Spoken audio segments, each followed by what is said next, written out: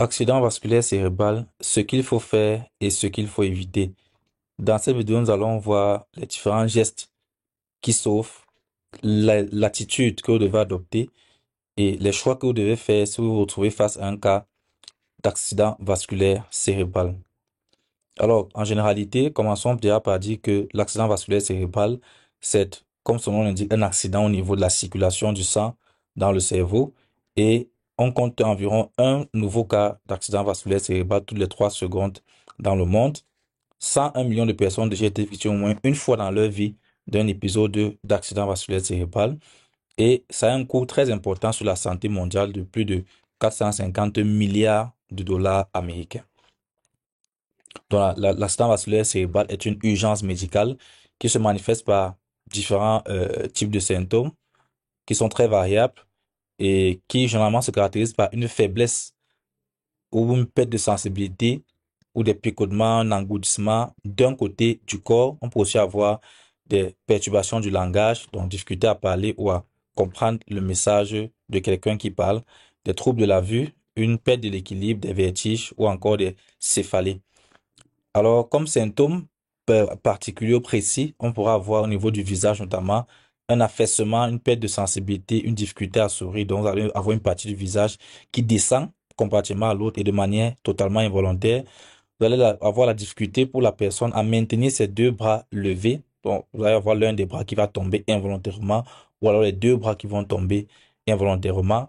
Et vous allez avoir des troubles au niveau de l'articulation, la personne qui ne sera pas capable de bien articuler lorsqu'elle parle.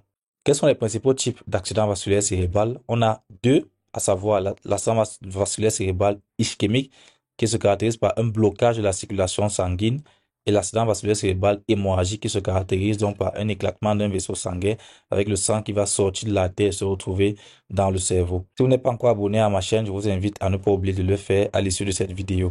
L'accident vasculaire cérébral peut se compliquer par un certain nombre de situations, justement parce que ça touche un organe complexe qui est le cerveau, qui est responsable de la coordination de tout ce qui se passe dans l'organisme comme mouvement des muscles, des mouvements, fonctions sensorielles, donc le fait de pouvoir sentir au niveau de la langue, par exemple, le goût, au niveau du nez, par exemple, les odeurs, ainsi de suite, qui est aussi responsable des fonctions cognitives.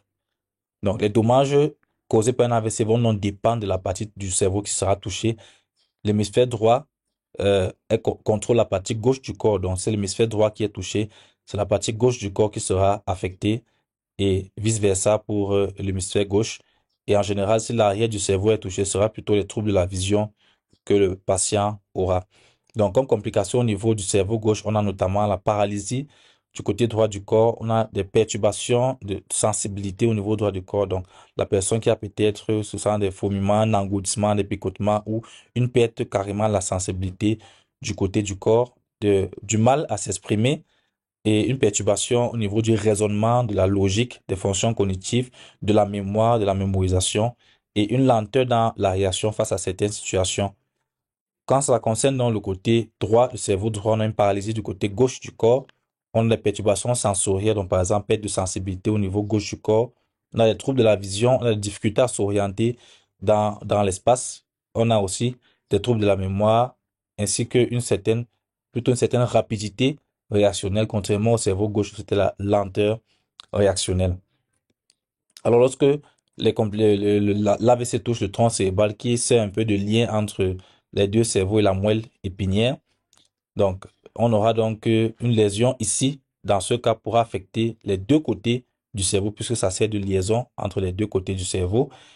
Et dans les cas plus graves, on peut se retrouver avec un patient qui est à l'état de légume avec paralysie totale de tous les muscles. Donc, les seuls mouvements que le patient pourra faire, ce seront des mouvements des yeux, les clignements des yeux, mouvements verticaux des yeux.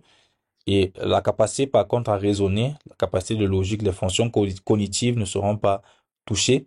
Et dans ce cas, la communication ne pourra se faire que par le clignement des yeux, puisque tout le reste du corps est en situation figée. Alors, si vous vous trouvez dans une situation d'accident vasculaire cérébral, quels sont les gestes qu'il faut carrément éviter de faire et qui pourra aggraver le pronostic vital du patient qui se trouve en face de vous?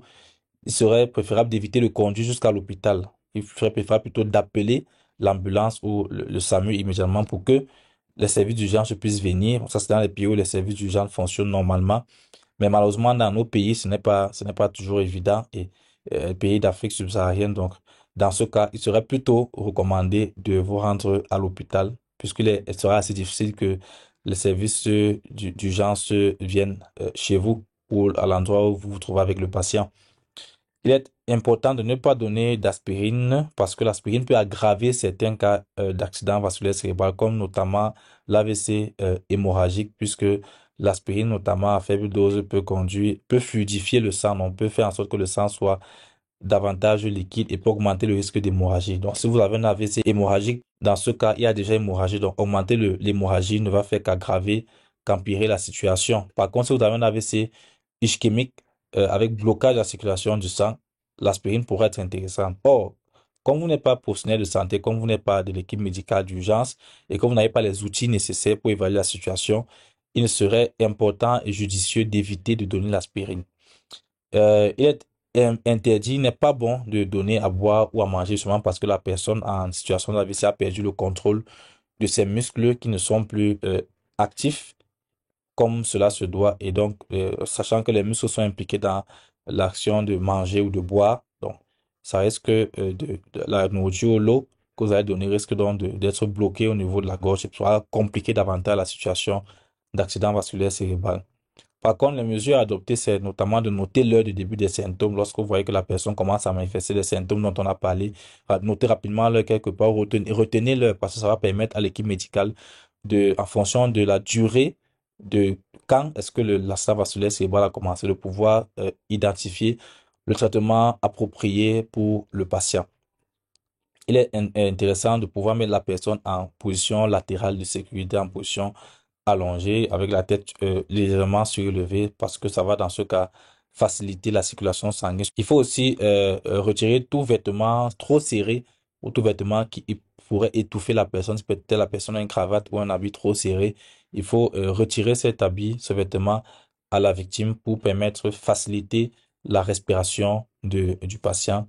Et si la victime est inconsciente, il faut vérifier la respiration, vérifier aussi le pouls pour s'assurer qu'il y a encore le patient respire ou que la circulation sanguine est encore normale. Si par contre le pouls est absent, il est recommandé d'exercer des compressions thoraciques avec les deux mains. Donc voilà pour ce qui concerne les mesures que vous pourrez rapidement adopter en situation d'urgence face à une situation d'un patient qui est victime d'AVC. Si vous avez trouvé cette vidéo intéressante, n'oubliez pas de vous abonner et de liker et de partager.